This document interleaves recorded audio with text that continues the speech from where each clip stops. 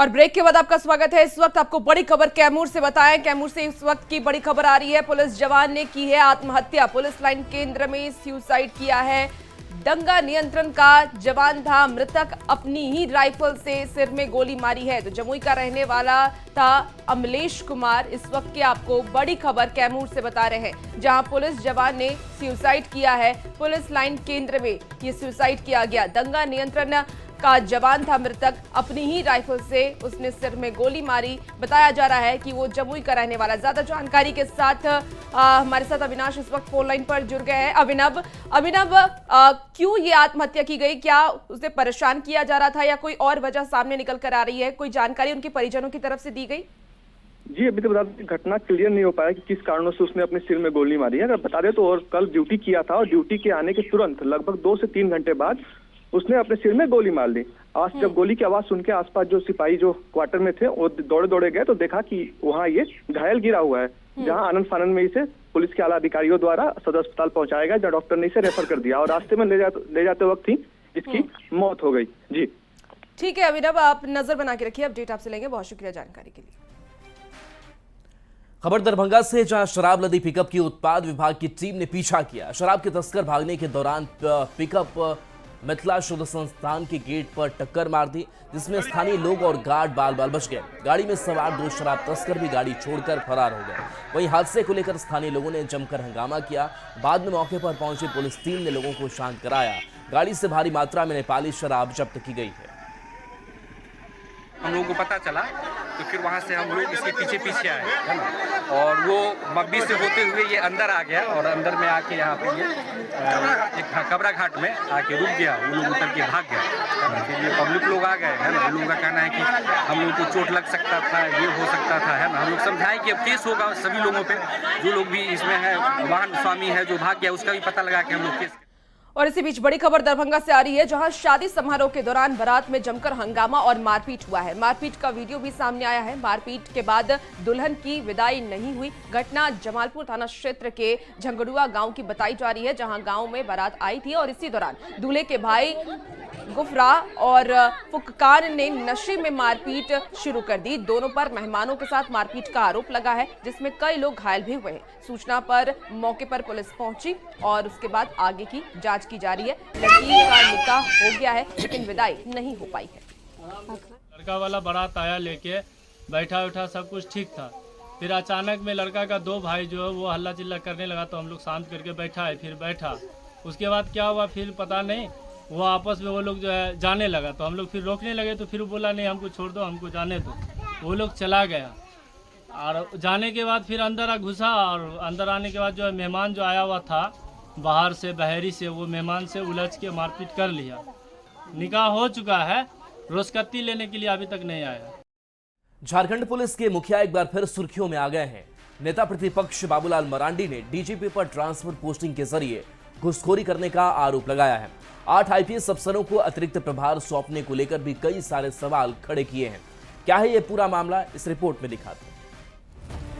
झारखंड के डीजीपी अनुराग गुप्ता एक बार फिर से सुर्खियों में आ गए हैं। इस बार विवाद डीजीपी पर लग रहे भ्रष्टाचार के गंभीर आरोपों को लेकर है। सोमवार को नेता प्रतिपक्ष और बीजेपी के प्रदेश अध्यक्ष बाबूलाल मरांडी ने सोशल मीडिया के जरिए झारखंड पुलिस के मुखिया पर निशाना साधा। ट्रांसफर पोस्टिंग के जरिए काली कमाई करने का आरोप डीजीपी अनुराग गुप्ता पर लगाया।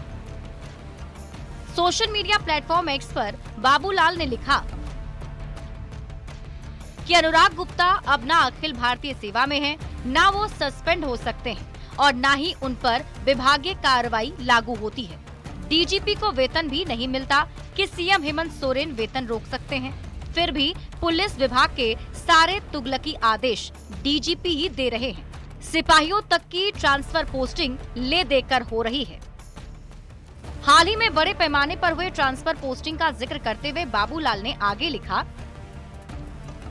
कि 10 जून को 8 आईपीएस अफसरों को डीजीपी ने अतिरिक्त प्रभार सौंपा है। सुना है अब गृह विभाग ने उसे रद्द कर स्पष्टीकरण मांगा है। जब वे अखिल भारतीय सेवा के अधिकारी हैं ही नहीं तो नियम क्यों मानेंगे? ये बात आपको कैसे समझ में नहीं आ रही मुख्यमंत्री जी? आपकी चुप्पी और बेबसी क्या दर्शाती है? झारखंड के कुछ बेलगाम अफसर संविधान से ही नहीं बल्कि सत्ता के साथ नेटवर्क से चलते हैं। बाबूलाल के इन आरोपों पर सत्तारूढ़ कांग्रेस ने पलटवार किया और कहा कि बाबूलाल मानसिक रूप से बीमार हो चुके हैं।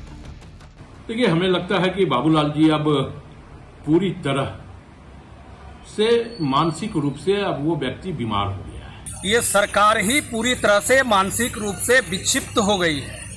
बाबूलाल जी के बारे में इस प्रकार का बयान देना कांग्रेस पार्टी को शोभा नहीं देता है। दरअसल 8 आईपीएस को अतिरिक्त प्रभार सौंपा गया था।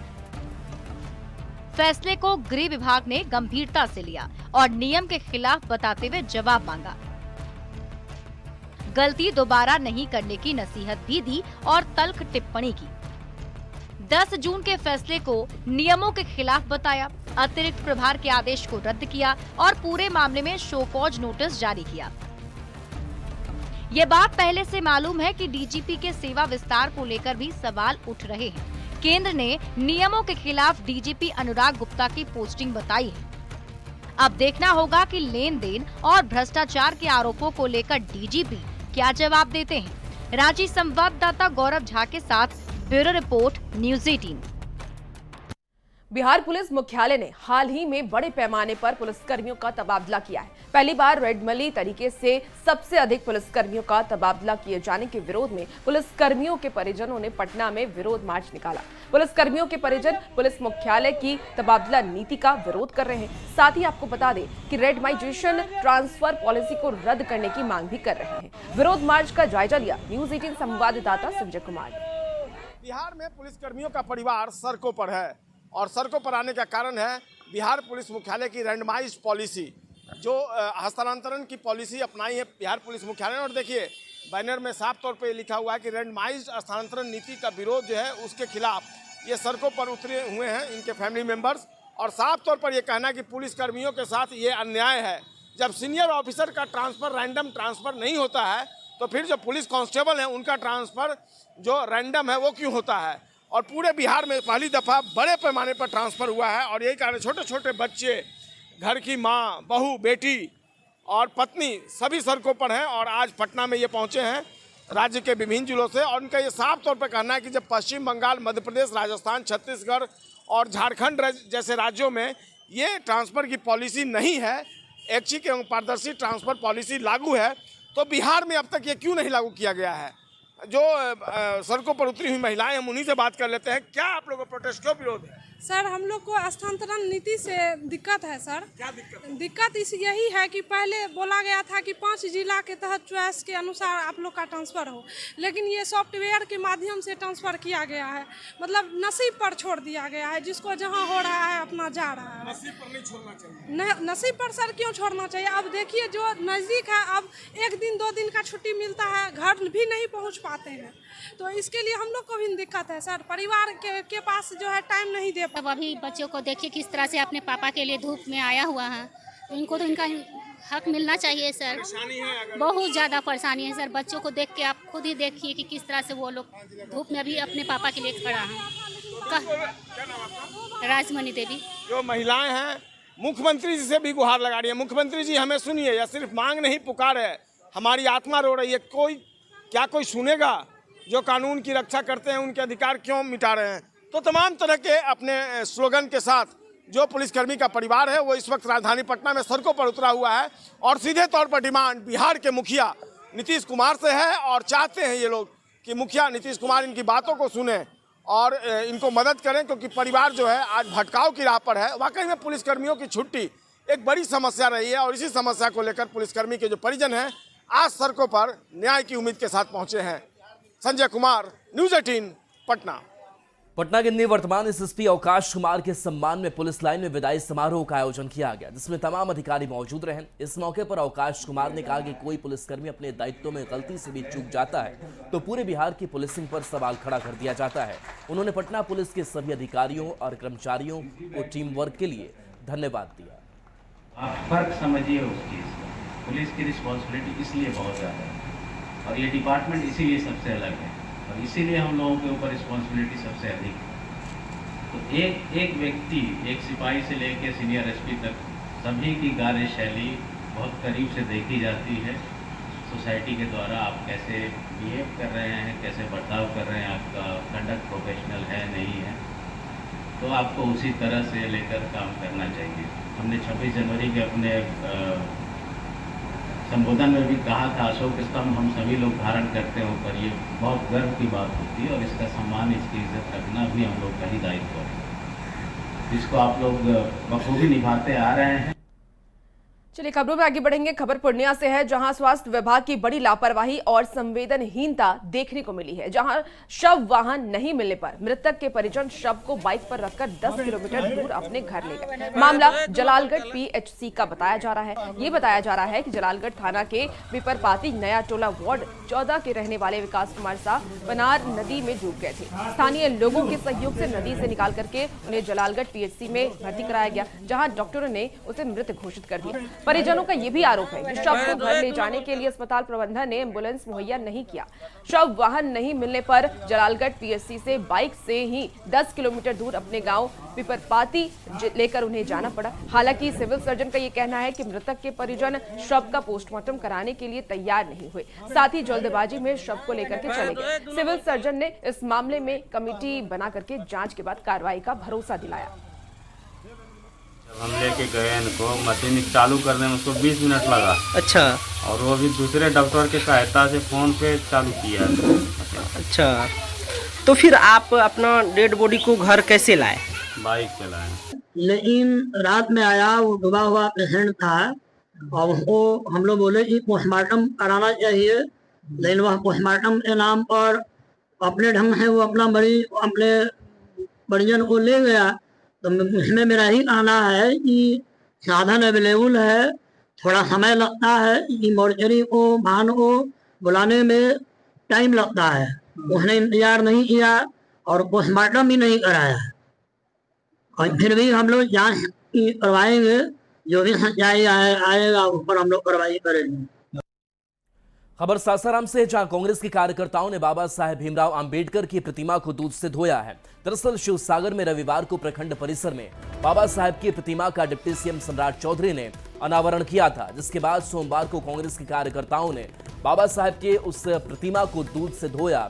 कार्यकर्ताओं का कहना है कि प्रतिमा अपवित्र हो गई है, ऐसे में दूध से धोकर प्रतिमा को पवित्र किया गया है। तो तस्वीर आपको दिखा रहे हैं, जहां पर देखिए कांग्रेस के जो कार्यकर्ता हैं वो इस प्रतिमा को दूध से धोते हुए दिखाई दे रहे हैं और कह रहे हैं कि ये प्रतिमा अपवित्र हो गई है, जिस वजह से कांग्रेस कार्यकर्ता इसको धोते हुए दिखाई दे रहे हैं। तो देखिए सासाराम से तस्वीर सामने आई है, जहां रविवार को प्रतिमा का अनावरण हुआ था और इस अनावरण में सम्राट चौधरी शामिल थे, उन्होंने ही अनावरण किया था। लेकिन इसके बावजूद भी कांग्रेस कार्यकर्ताओं को देखिए जो इस प्रतिमा को दूध से धोते हुए, और वे कह रहे हैं कि प्रतिमा जो है पवित्र हो गई, इसलिए हम उसे दूध से धो करके शुद्ध कर रहे हैं। हालांकि इस पर सियासी बवाल होना भी लाजमी है, क्योंकि कांग्रेस ने जिस तरीके से इस काम को किया है, जिस तरीके से दूध से धोया गया है, ये कई सवाल भी खड़े कर रहा है। सासाराम में बाबा साहेब की प्रतिमा को दूध से धोने पर बीजेपी विधायक मुरारी प्रसाद गौतम कांग्रेस पर जमकर बरसे हैं। उन्होंने कहा कि ये कांग्रेस की पुरानी मानसिकता रही है। कांग्रेस के कार्यकर्ताओं पर उन्होंने बाबा साहेब को अपमानित करने का आरोप भी लगाया है। दूध से धोना तो अच्छी चीज़ें हैं, कांग्रेस के लोगों के द्वारा आज दूध से जो बाबा साहब को धोया गया वो एक अच्छी बात है कि कम से कम भारतीय जनता पार्टी की पहल के बाद, हमारे पहल के बाद शिवसागर में बाबा साहब का जो मूर्ति अनावरण हुआ, उसके बाद इन लोगों ने कम से कम बाबा साहब का सम्मान करना जाना कि उनको दूध से नहलाया। लेकिन शुरू से कांग्रेस का इतिहास रहा है कि बाबा साहब का कभी भी सम्मान नहीं किया, हमेशा अपमानित करने का काम और प्रताड़ित करने का कार्य इन लोगों ने के द्वारा किया गया है। कांग्रेसियों ने आज से आज़ादी से आज तक कभी भी बाबा साहब का सम्मान करने का कार्य नहीं किया, हमेशा अपमानित करेगा उनके। पटना में जलमार्ग परामर्श कार्यशाला का आयोजन किया गया, जिसमें अंतर्देशीय जलमार्ग परिवहन के विकास पर चर्चा की गई। कार्यशाला में केंद्रीय मंत्री सर्बानंद सोनोवाल ने कहा कि बिहार का इतिहास और उसकी गरिमा अलग है। साथ ही वाटर मेट्रो प्रोजेक्ट सेवा शुरू करने की घोषणा की है। उन्होंने कहा कि उनकी कोशिश होगी कि और भी कई प्रोजेक्ट यहां लाए जाएं और जो भी प्रोजेक्ट हैं उसे और मजबूती प्रदान की जाएगी। केंद्र सरकार से डिप्टी सीएम सम्राट चौधरी ने बिहार में वाटर मेट्रो सस्ता करने की मांग की। और बिहार की जो भी गरिमा है, जो प्रसिद्ध इतिहास है, इन चीजों को देश और दुनिया जाने, इनके लिए हमें कनेक्टिविटी थ्रू वाटरवेज, हमको state of art facility develop करना चाहिए। तो इन चीजों को हम आगे बढ़ाने के लिए ऐसे हमने टास्क फोर्स निर्माण करने का निर्णय किया है। और साथ साथ में पटना में इनलैंड वाटरवेज का जो वेसल है, इस वेसल का रिपेयर सेंटर भी बनेगा। और बनारस से हल्दिया तक जो भी रिवर क्रूज चलेगा, इस रिवर क्रूज का एक बढ़िया रुकने का व्यवस्था हमारे यहाँ पटना में टर्मिनल भी बना जाएगा। तो यानी कि जितना भी व्यवस्था सही है, हमारे गंगा में बसे हुए शक्ति, संपदा और संभावना को विशेष रूप से उजागर करने के लिए, इससे विशेष लाभ लेने के लिए इन चीजों को हमारी तरफ से मान्यता दी जाएगी। पटना में आदरणीय प्रधानमंत्री जी ने पटना मेट्रो चलाने का काम किया। आपसे आग्रह करूंगा कि पटना वाटर मेट्रो चलाने की कृपा करे, जिससे बिहार में ट्रांसपोर्टेशन का काम हो सके, क्योंकि यही एक रास्ता है जो सबसे सस्ता है। और आपके माध्यम से, आपके सहयोग से आप बिहार के लिए कुछ करना भी चाहते हैं। आदरणीय प्रधानमंत्री जी का लगातार हमें फ्लड से लेकर सिंचाई तक के लिए पूरी व्यवस्था करने का लगातार सहयोग मिल रहा है। इसमें ये मील का पत्थर साबित होगा। बिहार विधानसभा के चुनावी साल में कांग्रेस तरह तरह के दाव आजमाने में लगी हुई है। कांग्रेस ड्राइविंग सीट पर राजनीति करने को बेताब है। पटना में कांग्रेस विधायकों की बड़ी बैठक हुई, जिसमें विधायकों को तमाम तरह के टास्क दिए गए। पटना के बड़े होटल में बैठक कर कांग्रेस के शीर्ष नेताओं ने विधायकों के साथ मंथन किया। कांग्रेस की इस कवायद पर जेडीयू और बीजेपी सवाल खड़े कर रही है, तो कांग्रेस और आरजेडी एनडीए के आरोपों को खारिज कर रही है। कांग्रेस के राष्ट्रीय अध्यक्ष बिहार आए थे। बक्सर में विधायकों को यह जिम्मेदारी दी गई थी कि भीड़ जुटाई जाए, खाली कुर्सियां। आज फिर उन्हीं विधायकों को लेकर के कांग्रेस राजनीतिक लड़ाई में उतर रही है। भाई, अब फूके हुए कारतूस एक बार फूक गए तो हमें लगता है कि इस बार कांग्रेस पार्टी चुनावी मैदान में है, हमें टक्कर देने के लिए नहीं, बल्कि राष्ट्रीय जनता दल को डैमेज करने के लिए है। अंदर से एक खोखली पार्टी है कांग्रेस, और किसी को कोई भी टास्क दे दिया जाए उससे कोई फर्क नहीं पड़ता। 4 घंटे चली लंबी बैठक में कई महत्वपूर्ण निर्णय लिए गए। कई निर्णय तो ऐसे हैं जो समय पे सार्वजनिक किया जाएगा, लेकिन जो प्रमुख बातें हैं कि जो हर घर झंडा, चौपाल का कार्यक्रम, माई बहन मान योजना के तहत जो कांग्रेसी क्षेत्र में जा रहे हैं, उसकी खूब सराहना की गई। आने का कार्य करेंगे और कांग्रेस पार्टी उसी कार्यों को आगे बढ़ा रही है जो विधायक अपने शपथ में ही कहते हैं कि हम जनता और जनता के सवालों के साथ साथ देश की और देश के संवैधानिक व्यवस्था के अनुसार सत्य और निष्ठा के साथ जनता की।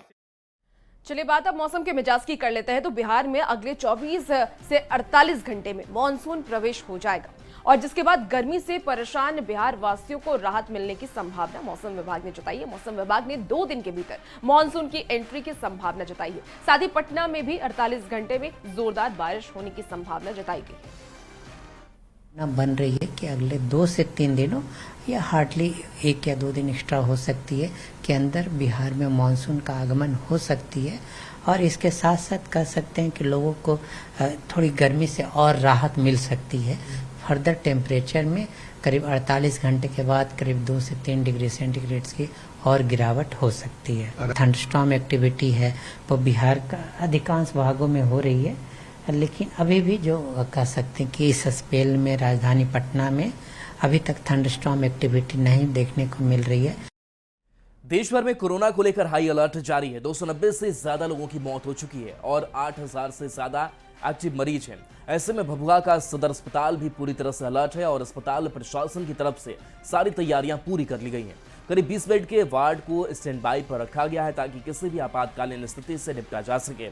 वहीं अगर RT-PCR सेंटर की बात करें तो यहां भी पूरी तैयारी है। सारा जानकारी दे रहे हैं न्यूज 18 संवाददाता अभिनव।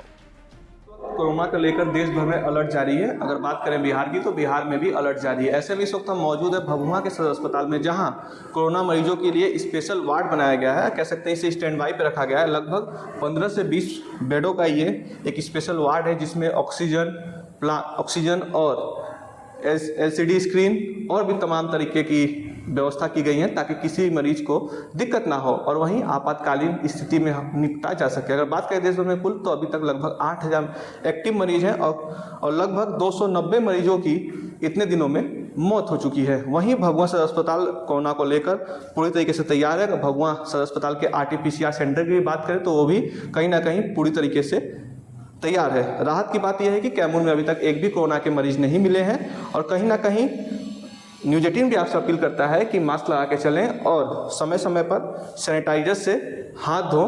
अगर आपको किसी भी कोरोना के सिम्टम दिखते हैं तो अपने नज़दीकी अस्पताल में जाके नज़दीकी डॉक्टर से संपर्क करें। कैमूर, न्यूज 18, अभिनव सिंह।